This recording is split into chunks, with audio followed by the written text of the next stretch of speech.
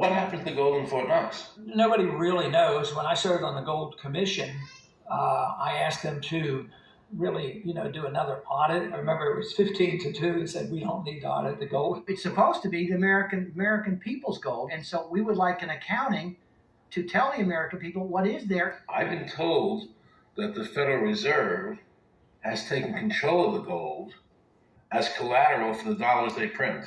They list gold on their balance sheet. How did the Federal Reserve, this private bank, list gold on the balance sheet? They claim they're holding that for the Treasury. So that puts private bankers in control of the American gold. They could have taken all of America's wealth.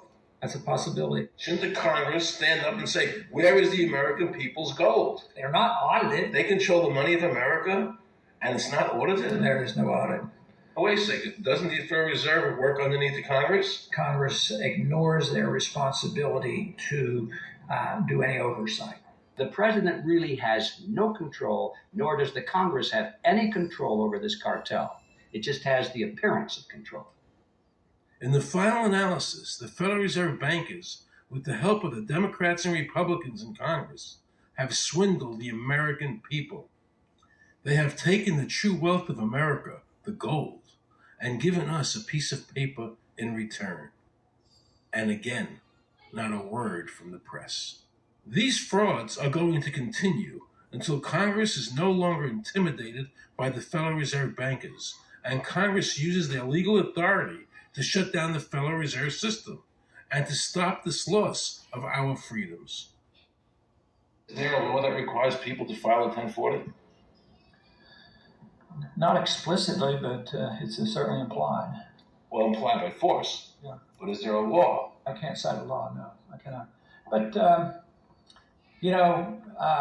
if they think it's the law and they have all the guns, it's an authoritarian approach. Well, yeah, but that's authoritarianism. Yeah. That's not a country run by law. Do you think America is going deeper and deeper into becoming a police state? And if so, in what ways do you see that as a congressman? Yeah, I think we're moving in that direction because there's not much we can do without permission. The absence of a police state is that people are free, and if you don't commit crimes, you can do what you want. But today, you can't open up a business, you can't develop land, you can hardly do anything. You can't go to the bank, you can't go to the doctor without the government knowing what you're doing. And they talk about medical privacy, that's gone. Financial privacy, that's gone. The right to own property, that's essentially gone. So you have to get permission from the government from almost everything. And if that is the definition of a police state, that you can't do anything unless the government gives you permission, we're well on our way. This is something that people eventually, I hope, will get sick and tired of and say, enough is enough.